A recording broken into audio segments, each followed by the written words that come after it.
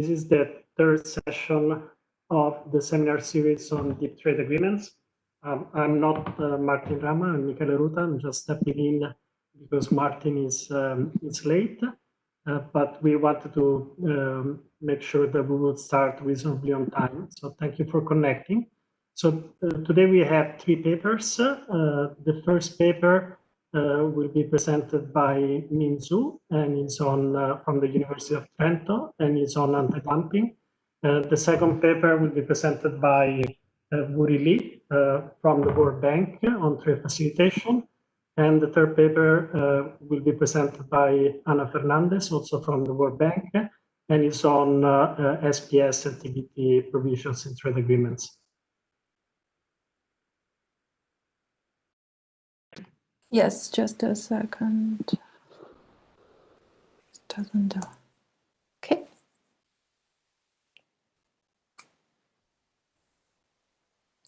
So thank you for having me. Today, I'm going to talk about the impact of PTAs on the duration of anti-dumping protection. So this is a joint work with Thomas Prusa from Rutgers University. So this is our first time presenting the work. It is in a preliminary stage. So I'm very looking forward to all your suggestions and comments. Two of the most important trade policy over the last 5 decades are the widespread usage of anti-dumping protection and the rapid expansion of preferential trade agreement. As of 2020, there are nearly 500 PTAs has been notified to WTO, with 306 of those in force. Anti-dumping has been the most common used form of discretionary trade policy since at least the 1970s, accounting for 90% of administrator protection imposed. Until 1990s, anti-dumping was primarily used by the developed high-income countries. However, in the post-Uruguay round era, a significant of developing countries has showed a remarkable enthusiasm about anti-dumping protection. So both anti-dumping and PTAs are discriminatory policy in a sense they both discriminate against trading partners. Anti-dumping duties increase the level of protection on such of targeted suppliers, whereas PTAs, on the other hand, generate decreasing the level of protection among among members. So in this paper, we offer the first examination of the linkage between the duration of anti-dumping measures and the PTA. We also seek to understand whether the type of anti-dumping rules in the PTA alter the length of anti-dumping measures. So our paper speaks directly to a small and thin literature discussing PTA effect on anti-dumping activities. So Bhagwanti and Panagra in 1996 were the first one raised the concerns of select use of anti-dumping measures as a reinforced discrimination towards non-PTA members, and their hypotheses were subsequent confirmed by Tom Prusa 2010 and Prusa 2006. Other papers, including Bogolian 2005, studied the impact of NAFTA on the U.S. anti-dumping activities, and Bo and Dowa studying the effect of the Mercosur on the temporary trade barriers for Argentina and Brazil. In a statistical approach somehow similar to us, Bisadis and Prusa 2017 found U.S. anti-dumping activities and trade relationship that has been present for many years. So our paper relies on two data sources. The first one is the global anti-dumping database constructed by Chet Bang and maintained by World Bank. It covers all the anti-dumping cases from 1918 to 2015 by most of the users in the world. For each anti-dumping case, it indicates the initiation, preliminary determination, and final determination dates and decisions, along with the type of measure imposed and and revocation dates. Because we want to look at the impact of PTAs on the duration of such measures, so we limit our attention to the anti-dumping cases result in affirmative final determination. And for each case, we calculate the number of quarters that anti-dumping protection has applied. So we use, for the starting point, we use the quarter when the preliminary duty was imposed. And for the ending point, we define the quarter as either when the case was revoked or the sample period ends.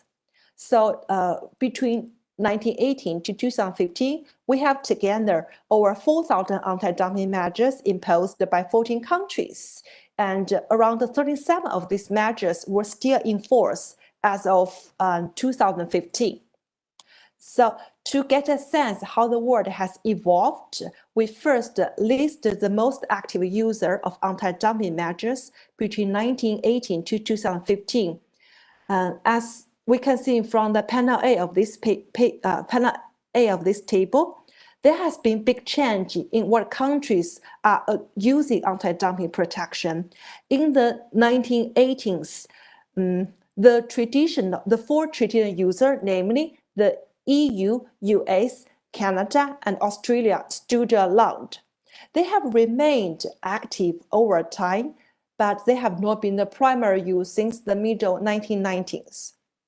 Due to the irregular round of trade agreement, such as lowering the bond tariff rate and the inclusion of anti-dumping agreement in the May text, increasing number of developing countries has showed enthusiasm for anti-dumping protection. So countries like India, Brazil, Turkey, Argentina, China, and South Africa has imposed a significant of anti-dumping measures, and nowadays they're among the top users. So we next reverse our perspective to look at how and decompose anti-dumping measures from the target country. As seen from the panel B, over time, China has emerged as a single leading target, having 944 measures imposed, followed by South Korea and US. By looking at the successive 5 years period, we have seen that China did not stand out until the 1990s. However, the number of measures brought against China increased dramatically since middle 1990s, probably due to its growing importance in the global trading system. So we then categorize the anti-dumping activities by country's development level. So we group each anti-dumping using and target country into 4 categories. The first one is a high-income country. The second is upper middle-income country, and the third is lower income, and then the fourth is low-income countries. As we can tell from the panel A, the anti-dumping usage is systematically spreading from rich country to emerging economy. That is, they're moving down from the income distribution. Second, a similar trend is also documented from the targeted country perspective. Moreover, the substantial increase in the number of anti-dumping measures targeted against the upper middle income country is mostly due to the imposition of such measures on China. By contrast, developed country, which is the high-income economy, are less frequently targeted by such measures from 2005 to 2015 relative to their preceding period. Overall, this table informs us, over time, anti-dumping protection has been an increasingly important trade policy for developing countries, both from the perspective of user and target. So the second data we're using is the rear of PTAs that contains legal text of continent protection rules that's drawn exclusively from the new content of deep trade agreement database from the World Bank. The mapping includes 283 PTAs, which are geographically diverse, economically significant, and involve the most active user of anti-dumpings. For instance, the TPA involving high-income anti-dumping users includes NAFTA and EEA. So we categorize anti-dumping provision in PTAs into three mutually exclusive categories. So the first category, including those PTAs, do not allow anti-dumping action among each other. So the most high-profile example is the European Union, where the members cannot use anti-dumping against each other. The second category, including those PTAs, have no specific language on anti-dumping. So the third category includes those PTAs indeed allow anti-dumping, but they have specific provision on its usage. So we merged the global anti-dumping dataset with this one. For each anti-dumping case, we identify or we determine whether the using and targeted country are members of a PTA. For each pair of PTA members, we then identify whether the case was initiated before or after the implementation of a PTA. So we have around 1,000 of anti-dumping cases involved country pair who are in a PTA, and around 3,000 involved non-PTA countries. So before we look at the impact, we first present a broad overview of the duration of such measures. So we use the non-parametric complement survival function to estimate the duration. So several important insights gleaned from this figure. First, let's focus on the red solid line, which is survival experience for all anti-dumping measures against all countries other than China. So the median duration for this group is 25 quarters. By contrast, if we only focus on China, which is represented by the green solid line, we see that the median duration for this group is 49 quarters, far longer than the cases against the other country. In fact, the median duration for China is even longer than those against the 75% percentile than those against the other country, suggesting that China may face discriminatory treatment relative to other countries in this front. So we next present the survival experience by partition country according to their development status. So in this figure, we illustrate from the user side, whereas in this figure, we depict from the target country perspective. Overall, the survival experience across all target country income levels are broadly similar, with high income, lower middle income, and low income countries have similar survival or relative similar survival experience, but the upper income target country have somehow longer durations. However, if we exclude China from this category, which is depicted by the orange solid line, we think their survival experience is almost identical as other groups, so that we can say probably it is China driving the longer duration for this category. So to understand the time effect, we begin by examining the duration for pre versus post for each anti-dumping using countries. So we do not use a specific year to define pre versus post period. Rather, we allow it to vary according to using country. For country pairs who are in a PTA, we use the PTA inception date as the date that defines pre versus post period. For country pairs who are not in a PTA, we use the demarcation for pre versus post period as the date of each anti-dumping using country's most economic significant PTA. With this timing established, we estimate the survival experience for in the early period versus in the later period.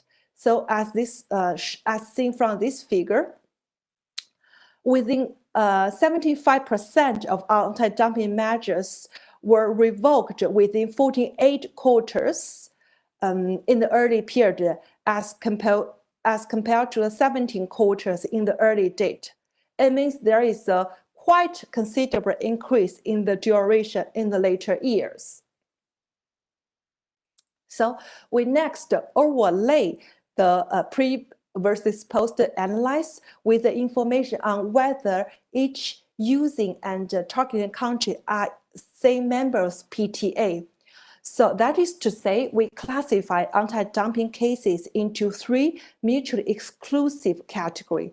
The first category includes those anti-dumping cases without any PTA involved. The second category includes those anti-dumping cases with PTA and with rule involved. And the last category, we include those anti-dumping cases with PTA but no rules involved. So as we can tell from the left panel, before the enforcement of PTA, the anti-dumping cases with PTA and the rules have longer duration, which is depicted by the green solid line. However, once the PTA was enacted, the order flipped. That is to say, the anti-dumping cases with PTA and the rules have shorter duration, which is we can tell from this line compared to the anti-dumping cases without PTA. So this gives us some prima facie evidence that it is maybe the PTA shortened the duration for members. However, in these slides we formally test whether our previous hypothesis is true. So, so in here, the new represent the number represent the duration of anti-dumping measures imposed by country I against country J. The post is a dummy variable which takes the value 1 if the case initiated at time t occurs after country I has embraced PTA. And PTA is also a dummy variable indicating whether countries I and J are in a same PTA while the case was active. So the parameter... 2 minutes, Muzo. 2 minutes. Yes? 2 minutes to finish. Sorry, okay. So beta 1 is the capture the duration change over time, and the beta 2 measures the time invariance difference in duration between PTA and non-PTA members, and the primary interesting is beta 3, which capture or measure the change in duration that can attribute to PTA membership once it is enforced. So this table here presents the benchmark result. So look at the first row, we can see that PTA in anti-dumping duration indeed increased over time. So the hazard ratio estimate of 0.4 means there is the 13.6 reduction in hazard rate, which translates into longer duration. And the interaction term here is statistically significant, and which means there is a substantial reduction in the duration. So we next refine our specification to test whether the rules in the PTA exert greater impact in shortening the duration. As seen from this table, our finding remain held, but with the mixed message whether the rules matter. The duration of anti-dumping measures for country pairs with PTA with rules is shorter on average than the country pairs with PTA, which in turn is shorter than the countries without a PTA. Two caveats. First, the parameter estimates for the impact of PTA with rules versus no rules are not statistically different from each other. Second, this order does not hold across income levels. So we're still working on this issue. Because we are concerned about the impact from China, so we run several robustness checks. In this table, we run additional empirical specification in which we include dummy variable which equals to 1 if the case was targeting China. So all else, other things being equal, China itself faces lower hazard rate, which translates into longer duration, and our other results remain consistent with the benchmark 1. And then we're also dropping China to run additional robust check, and as we can tell from this table, our main patterns remain hold. So in the end, to conclude, so in this paper, we contribute the empirical literature on the effect of PTA on the duration of such measure by providing a cross-country study using the data since the 1980s. We find PTA indeed shortened the duration, tilting the play field further in favor of members. And we also find such duration has increased over time, and our pattern remain holds, even we drop China from our analysis. And thank you very much. Thank you, Minzu, for a fascinating presentation. Very sorry, I had problems with my connection. I was listening to you, but I could not join you. We started a bit late, so we will squeeze a bit all the presentations.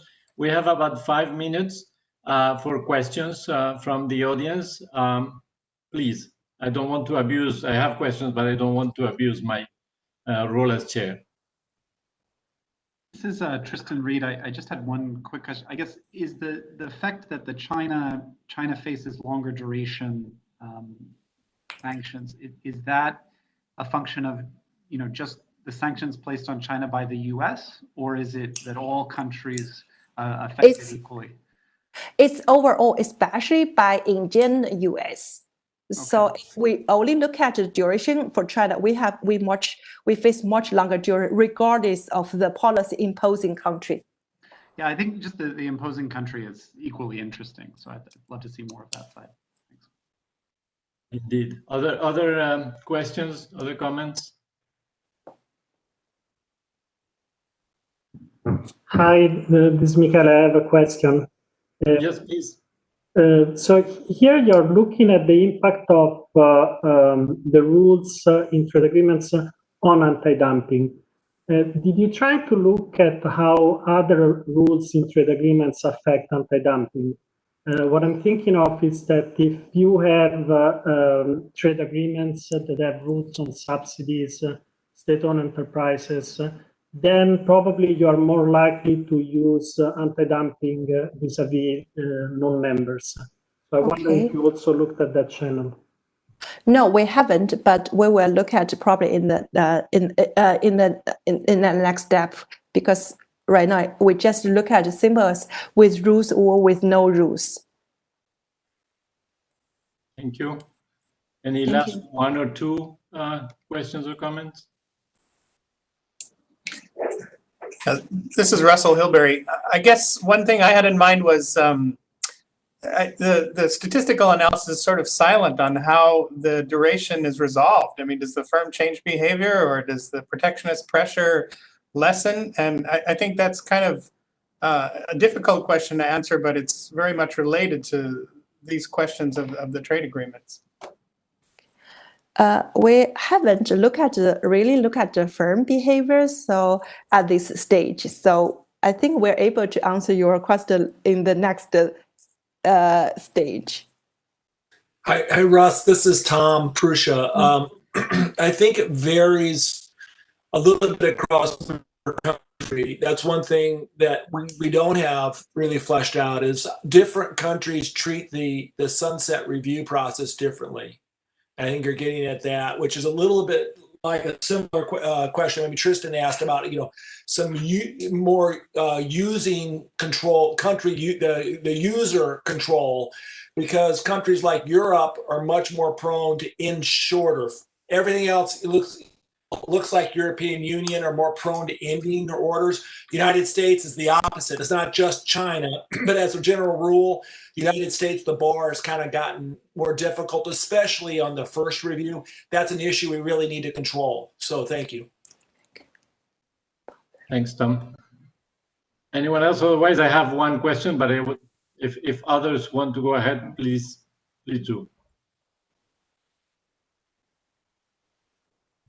Well, let me take the silence as authorization for me to go with my question. I really like the paper, how neat and clean it is, how almost theoretical it is in the way you present it. These are the facts, and that's very nice. At the same time, I was wondering from a policy perspective, if one was to think about the welfare implications, and one was to say, so where do we go? Of course, there are the idiosyncratic sides of China and the US, which are special players, but you have PTAs with different rules that accomplish different durations of anti-dumping within the group and outside the group. And so if one was to ask you, so in which direction should we go? What is the way forward in terms of PTAs? Is it with authorizing no dumping, and does it depend on how broad the PTA is, if it's a narrow one or a broad one? I do have some intuitions, but I'm sure you thought about it much more. So any guidance? Yeah, so I think it really depends on breadth, right? So the European Union is one model. It's quite stark. They have existing orders. One of those countries joins the union on a union expansion, and literally that day, the orders against that country go away. So that's one model, and then there's no orders. I think for me, if you're asking the welfare implication, is I think it highlights something that Min had briefly covered in her intro, which is we should appreciate that PTAs, there's an additional aspect of discrimination that comes with a PTA. We understand preferential tariffs. There are these other aspects, and it kind of relates to Michele's comment, which is the PTAs then may change how the protection is felt. I think that for me, we're still wrestling with understanding it, but I think that's the general theme of this, which is PTAs aren't a panacea, that in fact, this result like this, if you thought anti-dumping was important, it would increase your desire to be in PTAs. If I don't personally think this is the main reason you negotiate a PTA, but if you did, you'd like to be sure there are some rules, I think. Yes, that was my intuition too, but I'm sure you thought about it much more. Min, any last comment from your side before we move to the next paper? So like a little bit for the next step, so we would like use the panel version of the data so that we are able to control for the time effect and also control for the country level characteristic. Of course, we would like to add back the policy imposing countries GDP and bilateral exchange rate, because they're key determinants could affect the length of the duration. So that we're going to do the next. Thank you very much, and it looks really promising. Thank you for joining us. Let's move, as the agenda is packed, and due to my fault, we lost a few minutes. The second paper that we have is impact of trade facilitation provisions on global value chain firms. Not sure where it's Nadia, Michele, who will be presenting it? Hi, I will be presenting. This is Woori. Okay, Woori, please go ahead. You have 20 minutes, sort of. Thank you. Let me share my screen.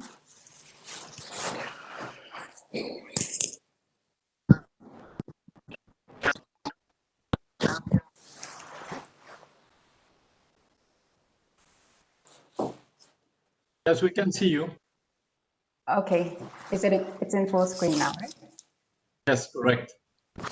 Thank you, Martin, and thank you for having me present this paper with Nadia and Michele, where we look at the impact of trade facilitation provisions in deep trade agreements and how they affect export performance of GVC firms. The paper is at a very early stage, so any comments or suggestions are very welcome.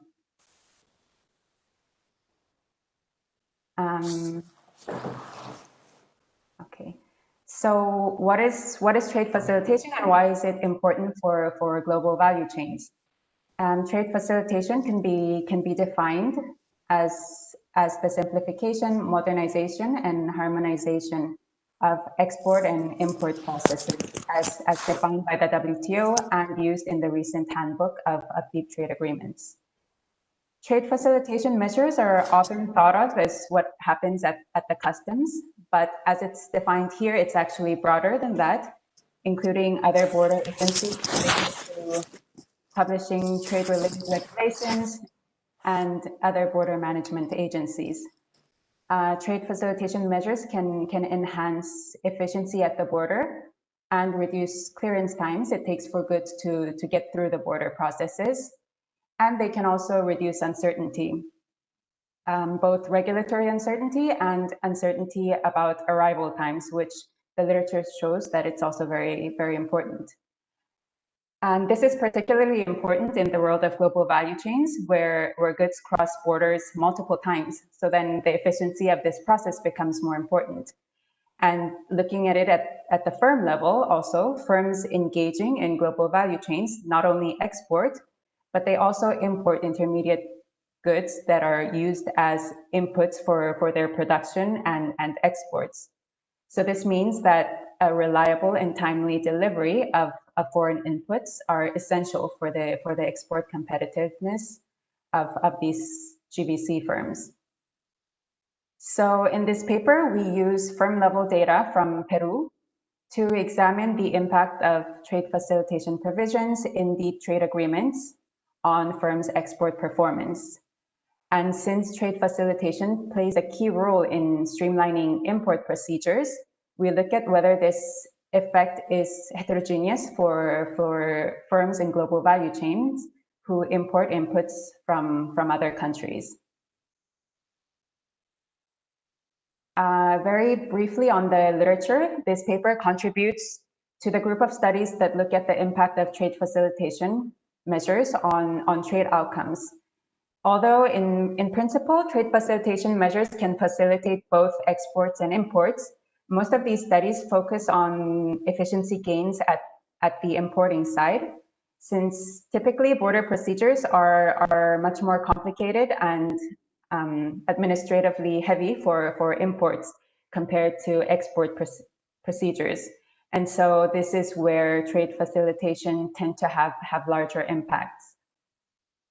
Also, much of the research on trade facilitation to date has focused on countries' multilateral commitments through the WTO Trade Facilitation Agreement or country-specific customs reforms and look at how this affects imports or clearance times.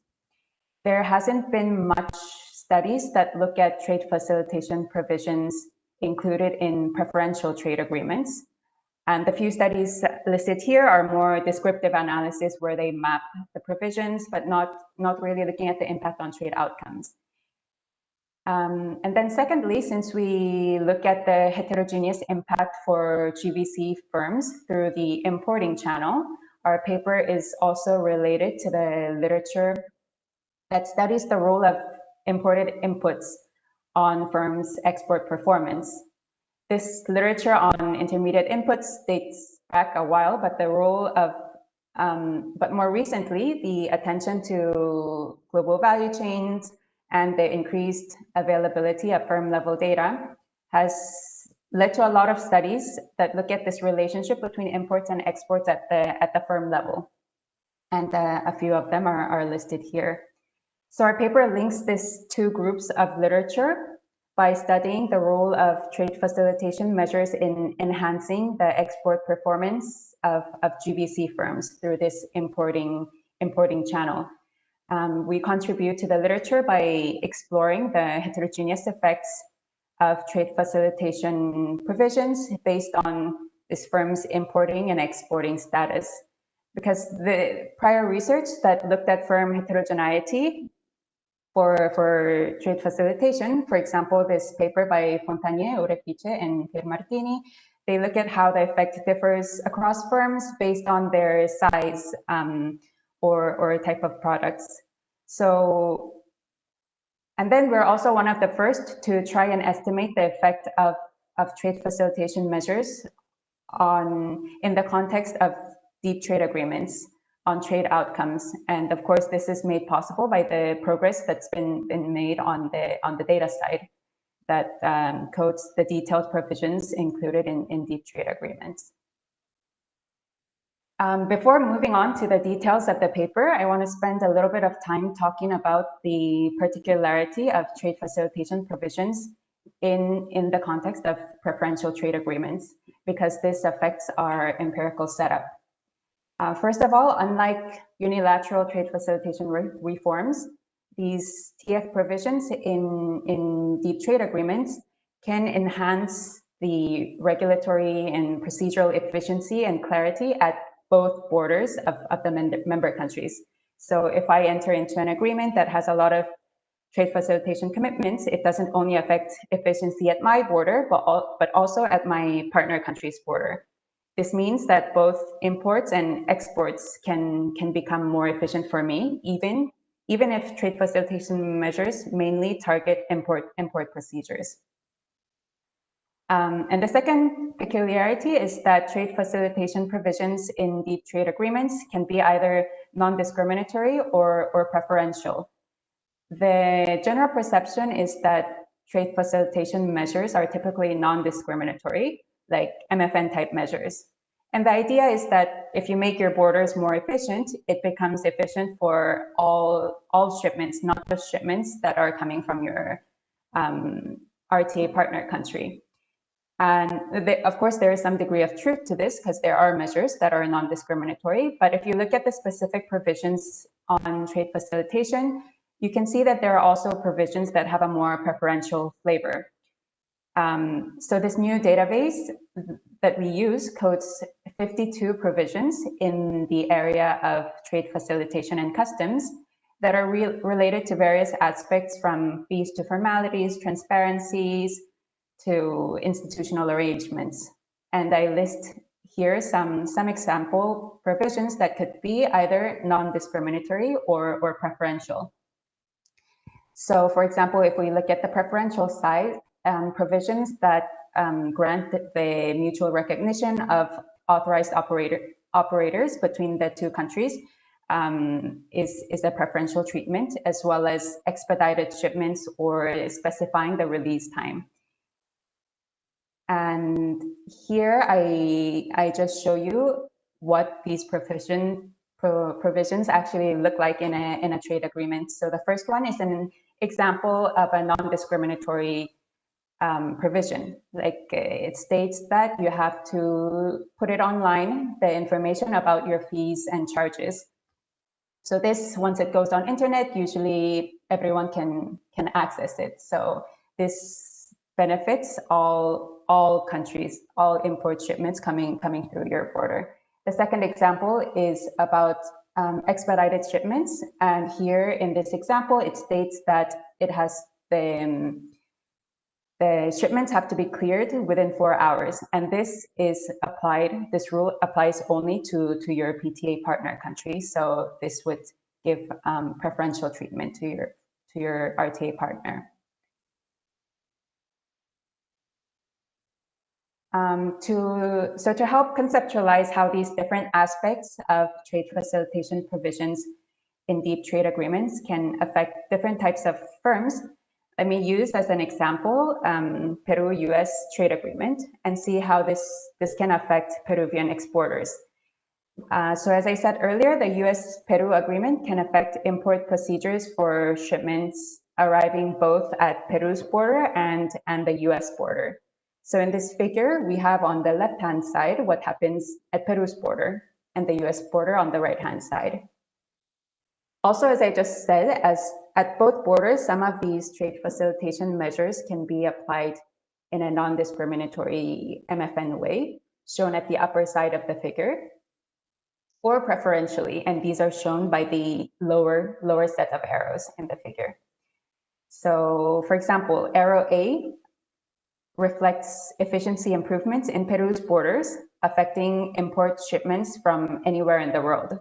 And arrow B would capture measures that grant preferential treatment to shipments specifically from the United States. For example, by granting expedited shipments or other forms of customs cooperation. And the same can happen, of course, at the US border. And since there are these multiple dimensions, we distinguish three types of firms and look at the effect, look at how these different effects play out. The first is a traditional firm, what we call it, which is a non-GVC firm who doesn't import intermediate inputs, but only exports. And GVC firms that import intermediate inputs from anywhere in the world. And then bilateral GVC firms is what we call firms that import inputs from the country they export to. So when we look at these three types of firms, first, a traditional exporter, let's say a firm that exports to a Peruvian firm that exports to the US without importing any intermediate goods. These exporters will gain as can gain from this US-Peru trade agreement if import procedures at the US border gets more efficient or streamlined. And these exporters who export to the US will gain both from non-discriminatory and preferential measures that are adopted by the US. So in this figure, their potential gain would be the sum of arrows C and D. And then when we think about global value chain firms, they have another potential source of benefit because they import inputs and therefore they can also gain from efficiency gains at their own border. So when we think about a firm that imports inputs from a third country and exports to the US, these firms will also gain from channel A, that is non-discriminatory measures applied at Peru's border. And lastly, then the final group of firms, what we call bilateral GVC firms, are those that import inputs from the country they export to. So they have this back and forth relationship in the supply chain. And in our example, firms that import from and export to the US can have the largest potential gain because they can benefit from all channels that are shown here. That's the increased efficiency for import shipments at the US border and Peru's border, regardless of whether these are non-discriminatory or preferential. So this is what we will explore in the empirical part by using different interaction terms for these different types of firms. A quick note on data. The trade data for Peru comes from the Exporter Dynamics database, which Anna kindly shared with us. And an advantage of the Peruvian data is that it has one of the longest time coverage. And importantly for us, it has information on both exports and import side of the firms.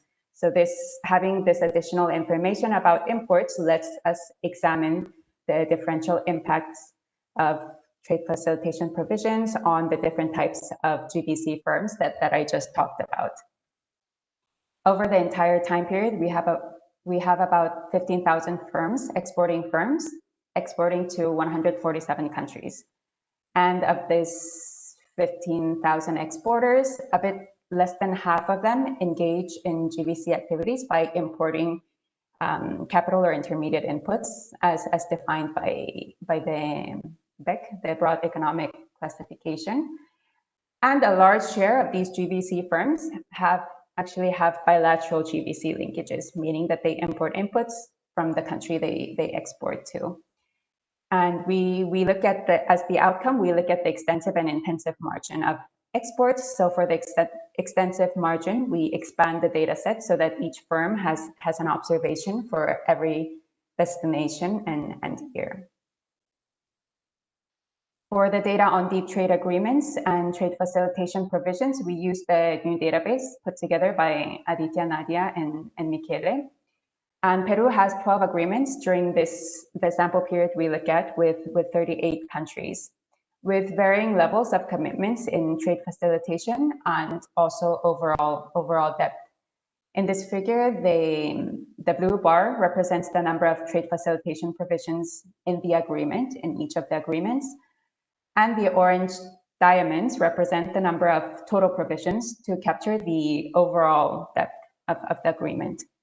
And you can see, for example, the agreements with Canada and Peru are the deepest in terms of trade facilitation, and the agreements with Korea and EU are the deepest overall in terms of total provisions.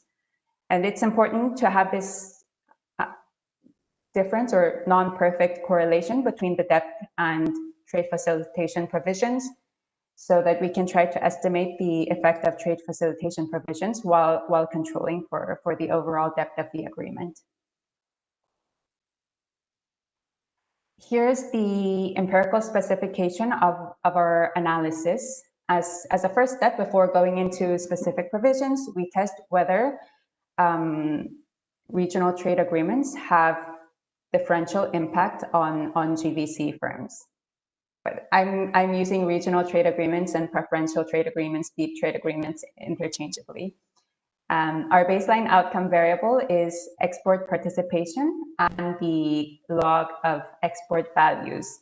A firm I's exports to country J in year T. And we interact this with a dummy for the two types of GVC firms. One that imports inputs from anywhere, and the other bilateral definition that imports inputs from country J specifically. We include firm year fixed effects to control for firm characteristics or any type of productivity shocks, and destination fixed effects to control for time invariant characteristics of the destination country that will capture standard gravity type variables like distance with Peru, shared language, institutional similarity, etc.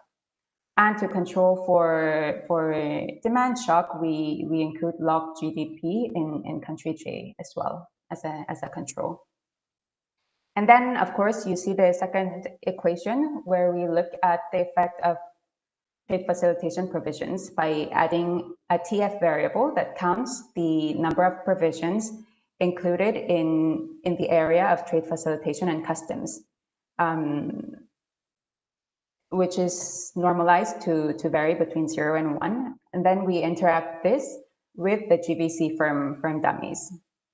Of course, the challenge in trying to estimate the effect of any specific provision is to control for all of the other provisions that a deep trade agreement contains, and the presence of multicollinearity between these provisions, as it has been discussed extensively in previous sessions of the workshop.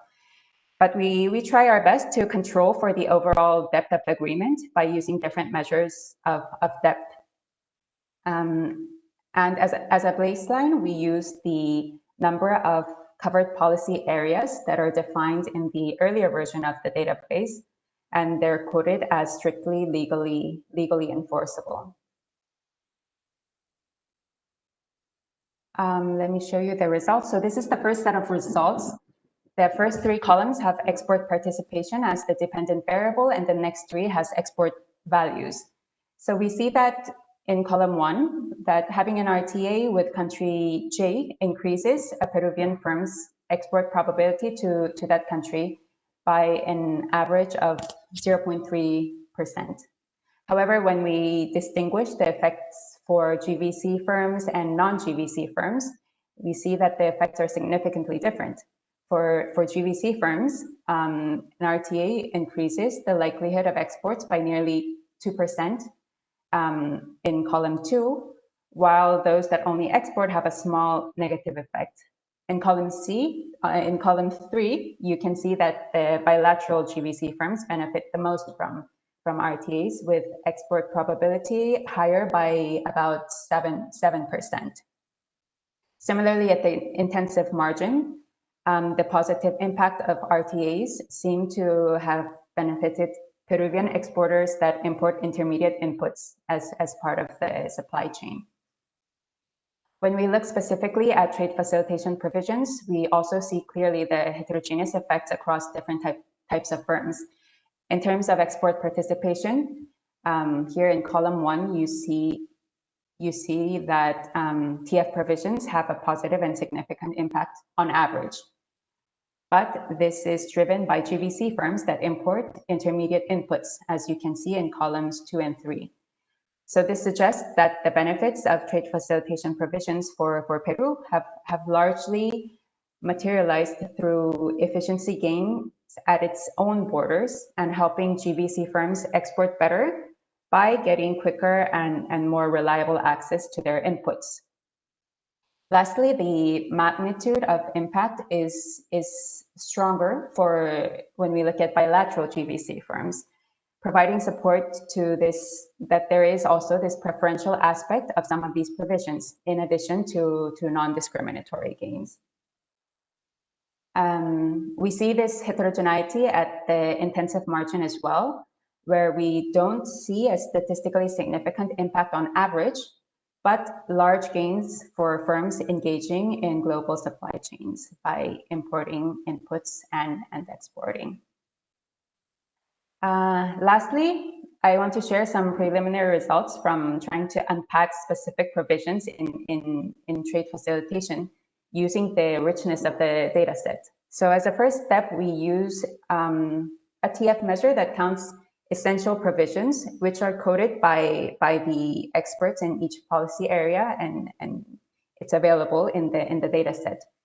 In trade facilitation, this includes provisions related to simplification of procedures, use of international standards, harmonization of legal frameworks, and rules related to the proof of origin. And we see that the effects are a bit larger when we use only essential provisions, as we see that even traditional exporters, in this case, gain from these essential trade facilitation provisions, and GVC firms even more, as seen by the interaction terms. So to summarize, we find that the effect of preferential trade agreements on export performance vary across types of firms, both at the extensive and intensive margins. And GVC firms that import intermediate inputs benefit more because they have an additional source of gain, as we showed by the figure earlier. And especially so when they import inputs from the PTA partner country.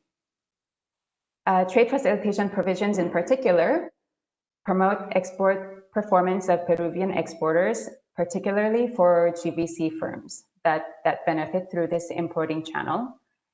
And at the intensive margin, when we look at trade values, the main benefit of trade facilitation provisions in trade agreements seem to materialize through the efficiency enhancements at Peru's own border, allowing GVC firms to get their inputs more efficiently.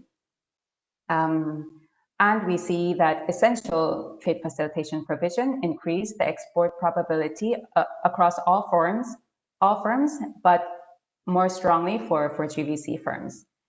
And by looking at this different types of GVC firms and bilateral GVC firms, we show evidence that support both non-discriminatory and preferential aspects of trade facilitation commitments in deep trade agreements. We've done a couple of robustness tests using an alternative measure of depth. So we use not the horizontal count of policy area, but the count of provisions from this new database. This is a much larger variable because the new database codes over 900 provisions, but we use that as an alternative measure, as well as including a full set of interaction terms that allows the effects of these agreements to vary by type of firm. We want to, as next steps, we want to unpack a little bit more the specific provisions in the trade facilitation area and assess the impact of these different groups of trade facilitation provisions on GVC firms. So right now, we don't really have a coding for what is preferential and what is non-discriminatory, and we want to explore this a little bit more. And lastly, we'd also like to look a bit at the sectoral side of this, because the raw data does have the product information. Right now, we're not using it, but to assess whether the effects are heterogeneous by products or sectors. And one example is whether the effects are stronger for products that are time sensitive or inputs that are time sensitive. So that's all I have. Thank you, Woori, for a very crisp presentation and for sticking to the time. Still, we need to be disciplined so that we don't squeeze the last paper. Let's devote 3 minutes to questions. And again, I do have questions, but I want to give preference to other participants. Anyone who wants to go ahead? And Woori, can you remove your slides so that we can see each other? Yes. Thank you. Thank you very much. Any questions, comments?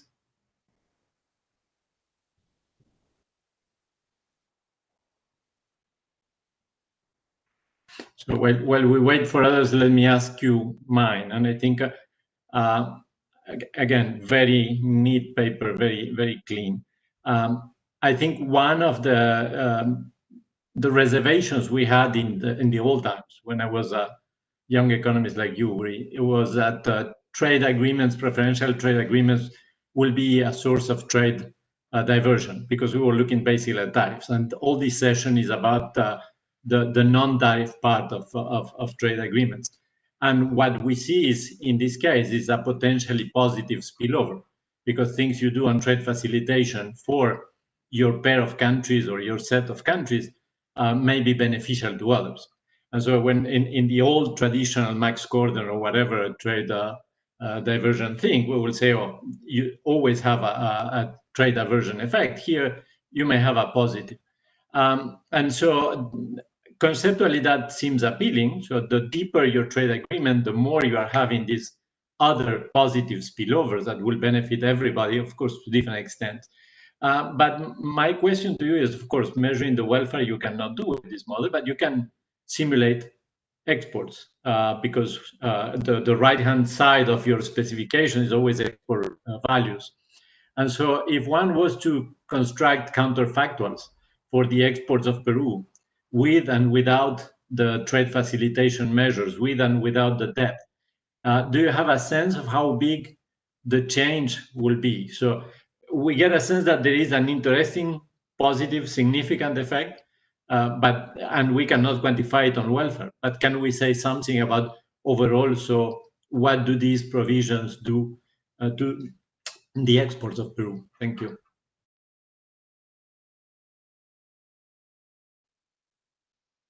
Should I go ahead and answer, I guess? Yeah, so I think what we can say from this empirical analysis is when the agreement includes trade facilitation provisions, how much comparatively the magnitude differs across different types of firms. And as you said, it will be, of course, interesting to be able to say something about, okay, if you include these provisions, how much will exports increase for certain types of firms? We will need to think about this a bit more, but the quantification is slightly tricky, because the variable, how we measure trade facilitation is a count of variables included. It's not like a dummy variable that when this switches from 0 to 1, like this is easier to quantify the magnitude of that effect. But since there are many potential provisions that be included, and we use a measure that summarizes this information. I think it's not always straightforward to say when you include one provision compared to another, how much will this effect be? Yeah. Completely, and it will be like a partial equilibrium analysis trying to extrapolate to something that is necessarily general equilibrium. But thank you. I imagine it's not easy. One last minute, if there is any other comment or question, so that we don't squeeze the next paper.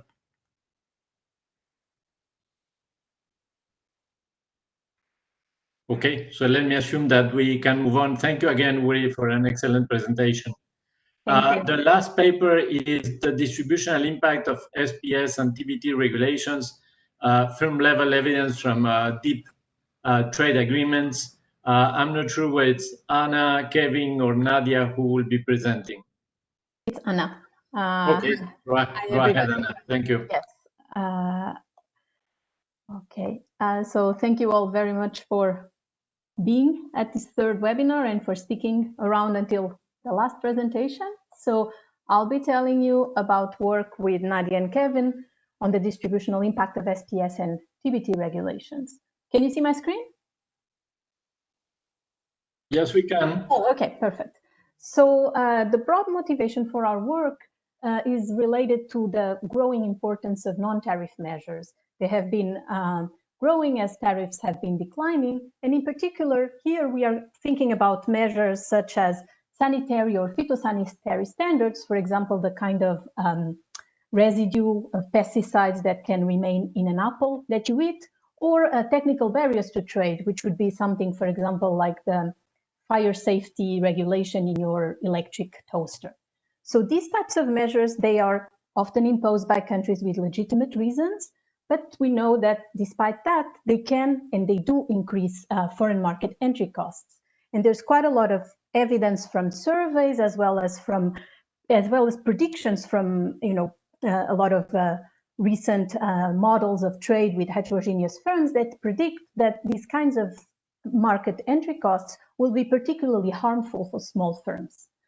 One of the ways in which these types of measures are being regulated is by their inclusion in preferential trade agreements. And we know from the great database that we are all using in this project that more and more of the PTAs that we see cover some provisions on SPS and TBT. And I'll show you some graphs on this in a few slides.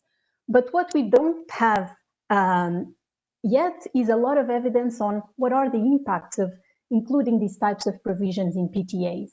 And in particular, we don't really know what do these do to firm exports, and do they really end up helping more these small firms that we predict would be more hurt by the measures.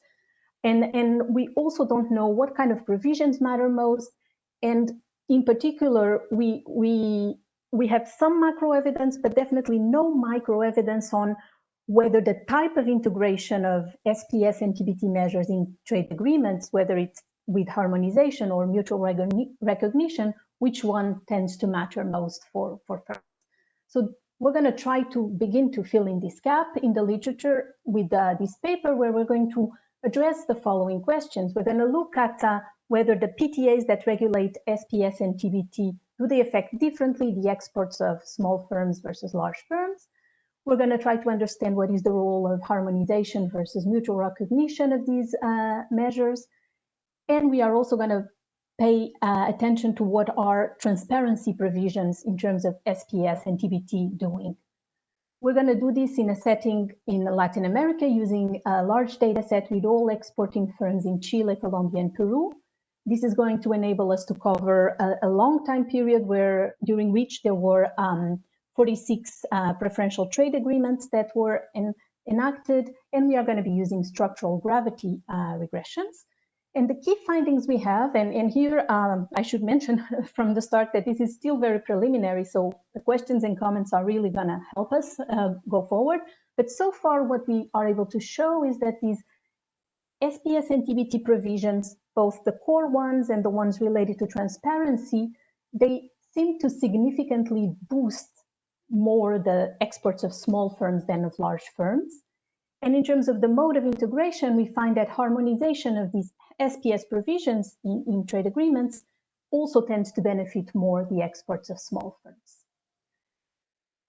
The literature is very vast, and this slide is very incomplete, and there is no time to go over it, but just to highlight that the contribution that we're trying to make here is, of course, the focus on SPS and TBT provisions, and the focus on the micro impact, and also the importance of looking at this harmonization versus mutual recognition. And finally, the findings that we're going to have that these provisions in trade agreements do seem to alleviate trade costs for small firms. That's also, we hope, a novel contribution to the literature. So the data we use is on trade agreements, the same as everyone in the project, the great effort by Aditya, Michele, and Nadia in the handbook and in the deep trade agreements database. We are going to be focusing mostly our attention on SPS and TBT provisions, but we will also, just like in the previous paper, we'll also use all the other information from all other policy areas, because we will want to be controlling for the overall depth of the trade agreement. For a very quick exercise that I'm going to show you first as a kind of additional motivation to look at this question for these countries, we're going to use these aggregate BASI bilateral product data for our countries, but then the bulk of our analysis is going to be done using customs data for firms in Chile, Colombia, and Peru, and they cover 15 to 20 years for each of them, and a large number of preferential trade agreements, and we'll also use some tariff data as another control in our specifications. So the SPS and TBT provisions in trade agreements that we are going to use are going to be along different lines. So for some exercises, we will want to use all of them, but for some, we'll focus on what can be called core or essential provisions, and these cover both technical regulations as well as standards, and these are essentially integration commitments that are in these trade agreements, but then also these what we can call procedural regulations, often related to conformity or risk assessment, and these are procedures that are necessary in order to achieve the commitments in terms of regulations and standards. So the core provisions that we are going to use are as identified by the experts that worked on the handbook. But then we will also, and we have some long lists, but I don't want to go, we can go there if there are questions. We have a long list of all the questions that are included as these core provisions. What we will want to look at separately are these harmonization provisions and mutual recognition provisions.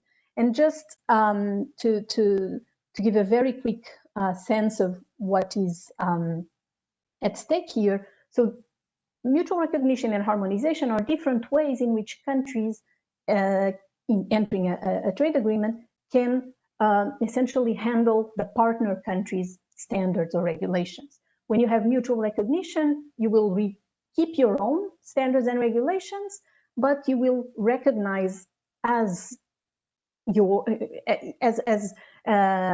equally valid the standards and regulations of your partners. So generally in this type of integration, there is no adaptation cost for firms. They retain their own standards and regulations because their goods can be sold in the other market with those standards and regulations.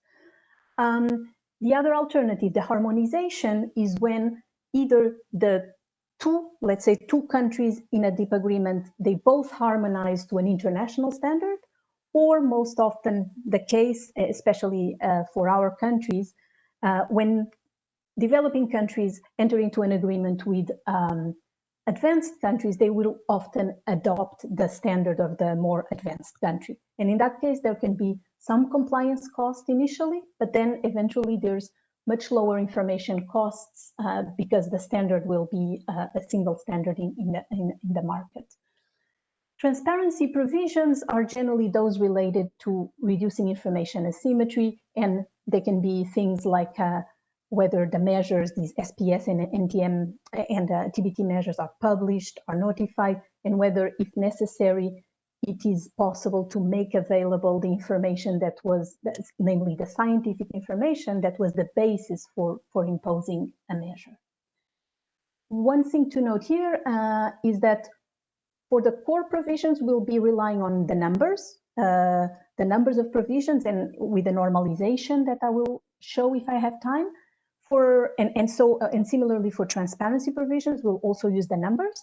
But for harmonization and for mutual recognition, we are going to use dummies, and we are going to look at whether there is harmonization or mutual recognition of at least one thing between technical regulations, standards, and procedural regulations. If there's harmonization of at least one of these, we're going to code that as the dummy equal to 1. So to look at just first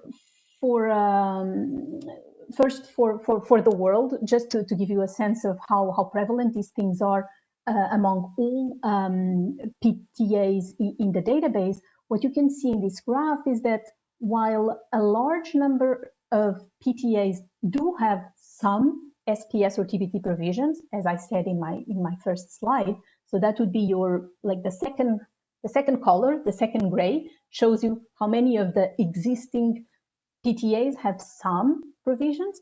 But then when you look at the very dark bar, it's a much smaller number of PTAs include many core provisions. When we look also around the world at what kind of integration method is most common in terms of harmonization versus mutual recognition, what is very clear from this graph, if you look at the darker gray, is that the most prevalent way in which countries include these provisions in PTAs is through the harmonization of SPS measures. All other types of integration are much more rare. For our Latin American countries, and here, sorry for the small font, we have here several of the preferential trade agreements that they signed and entered into force during our sample period. And what I want you to take away from this graph is that you do see, if you look at the columns that have numbers, they are the numbers of provisions in terms of SPS or TBT, whether it's total, core, or transparency. You can see quite a lot of diversity. So this is going to, of course, be very useful for us in the econometric identification, because it shows that the types of agreements are really quite different in terms of what they include. When you look at the columns that have no and yes, so those are going to be for the dummies on whether mutual recognition or harmonization are included in those trade agreements. Again, for SPS, there's quite a lot of variability, but you can see that most or the most common form is the harmonization of SPS measures. And for TBT, you have just one example, the EFTA Peru free trade agreement, where there is a harmonization of TBT, but other than that, the integration of TBT measures does not really include either mutual recognition or harmonization. So this slide, I think I'll be very brief here, just some summary statistics on our firms. Just one thing to take away from here, which is going to be important in our analysis, is that we have all the exporting firms. However, we're going to separate their observations. Once we are looking at the impact of SPS, we will look at the impact only on the exports of agricultural and agro-food products, whereas when we look at the TBT impacts, we'll focus on all manufacturing products. So let me show you here just that very simple additional motivation exercise that we do, where we just want to see at a more aggregate level, before we go to the micro level, whether the SPS and TBT provisions in PTAs matter for the aggregate exports of our 3 countries of interest. So what we do here is we have a extremely standard structural gravity regression with bilateral data. Our origin countries are Chile, Colombia, and Peru. This is trade with all their partners for all the years, in our sample. And what we want to do here is just to understand whether SPS and TBT provisions play any particularly beneficial or stronger role for exports relative to any other of the policy areas in deep trade agreements. So to do that, we just estimate this equation 18 times. Each time we put one specific chapter, so SPS, for example, would be a chapter.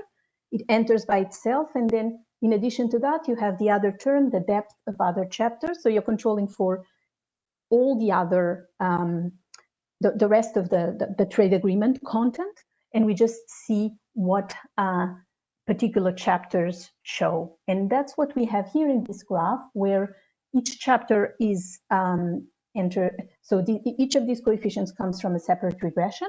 And the key takeaway from this graph is to look at the red dots, which show SPS and TBT. And you can see that for our 3 countries of interest, among the many policy areas covered by trade agreements, it seems that SPS and TBT are those that have some of the most positive impacts on their aggregate exports. So this further motivates us to now go deep into the micro aspects of these relationships. So that's what we're going to do next. So here is our main specification using the firm level data. So the dependent variable here is going to be exports of a given firm to a given destination of a given product in a given year. And the data is going to be expanded in the sense that we will not use just the positive flows, but we're going to add some zeros in order to use the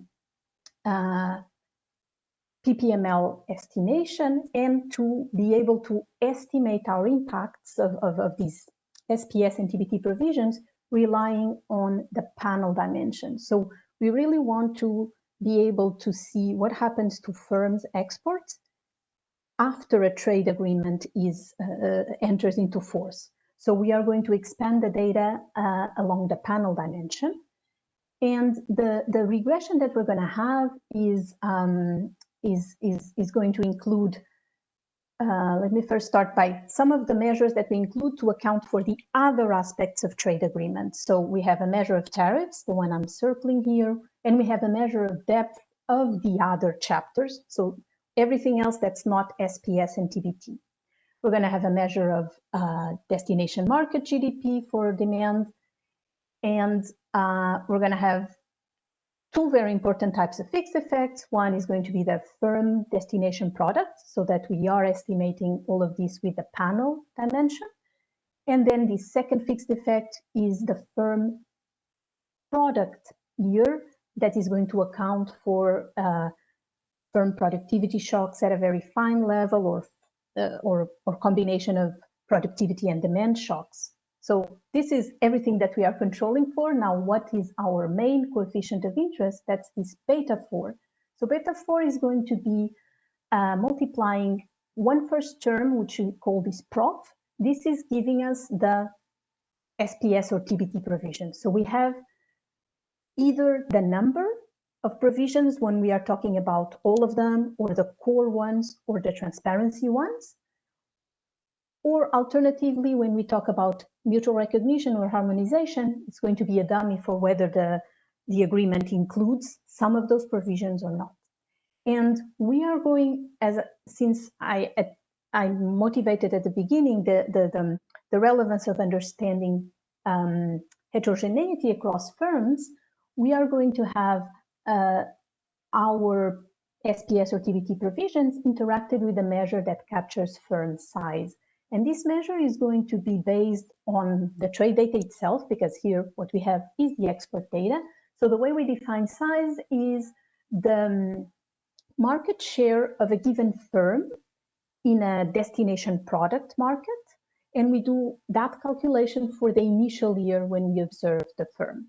And using that information, we're going to split the data into 3 mutually exclusive groups, which are going to have the smaller size, the medium size, and the larger size.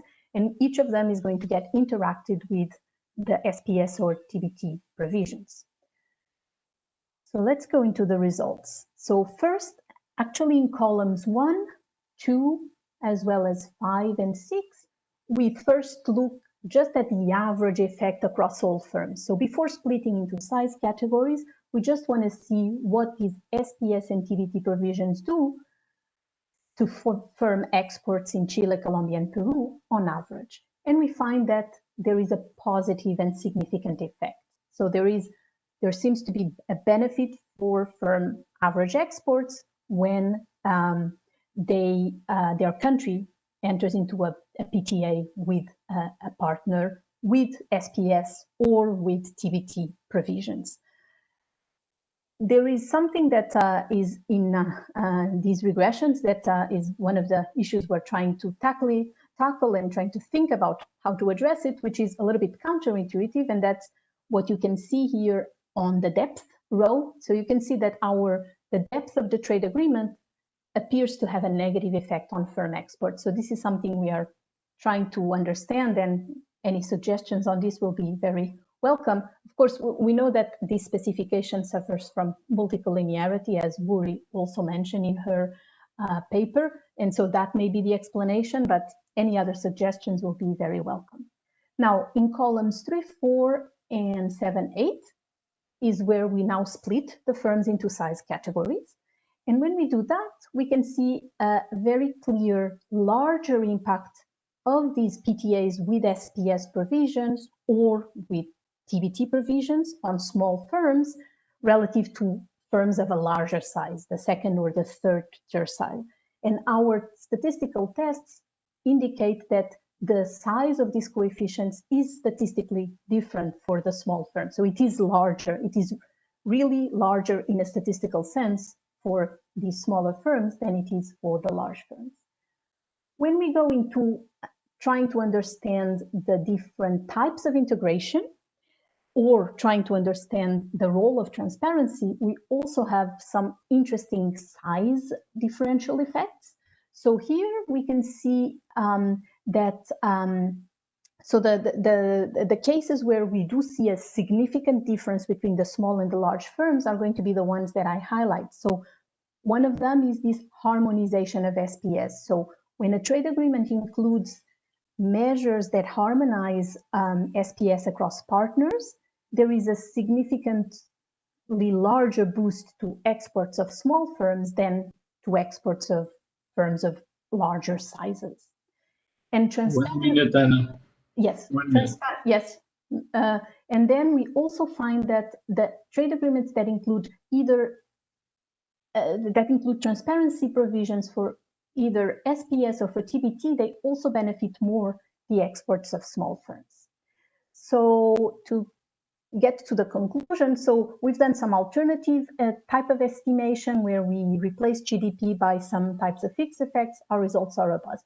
And then we're beginning to think about endogeneity, even though our results are sort of in the opposite direction as what endogeneity problems would suggest. We still want to do some exploration here. And so far, once we drop the very, very large firms that might be driving the design of the PTA, our results are robust. But there's some more work to do.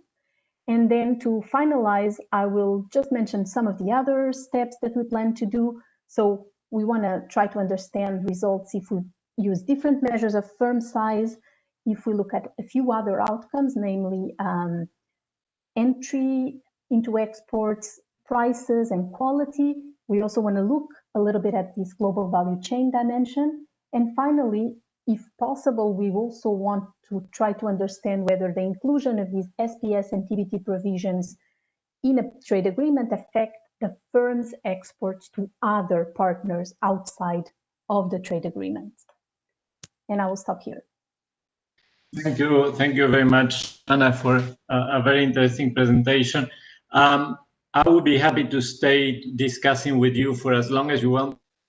I do have to chair something else, to join something else I can be 5 minutes late. So I propose that we go for over 5 minutes, but no more than that. And I would like to say a few words in ending, but before we get there, questions, comments?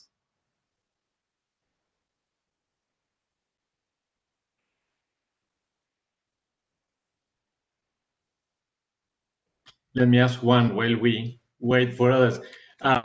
you mentioned the multicollinearity as one of the sources of the puzzling results, and but then you mentioned the design. I guess when we go to trade facilitation, it may be more neutral because it specifies hours to clear customs and things like that. Well, the SPS and TBT may be very, very endogenous. So one can imagine that trade agreements go ahead when the exporters gain and the importers gain too, and so that may be a way to reconcile, and perhaps comparing across agreements where the country may have different bargaining power depending on how big your partner is, and therefore less leeway for domestic interest groups to shape the SPS and TBT could be one way to go about it. But I find this a very relevant question.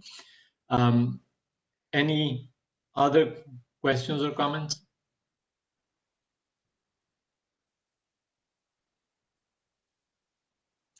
Okay, so let me try to wrap up first by apologizing again for, I'm not sure what problem I'm having with OneDrive, and it's not the first time that I'm facing this in connecting. Sorry for being late and having lost a few minutes there. But thank you very, very much for an excellent seminar. I'm very much impressed by the rigor and the empiricism of the work of this group, which is very relevant. But then I'm especially pleased because this session was with a lot of focus on our region, Latin America and the Caribbean. In the first paper on anti-dumping, Brazil and Argentina appear as big users or surprise of these measures. Of course, we talked a lot about China and the US, but the other players are in our region. The paper on trade facilitation was very rich on Peru, and your paper, Anna and Nadia and Michele, is Colombia, Chile, Peru. So all of it is about our region. And I find this agenda, and as you know, we worked with you together in one of our semi-annual reports that was very well received when the EU, Mercosur, and the US, Mexico, Canada trade agreements had been signed, not yet ratified.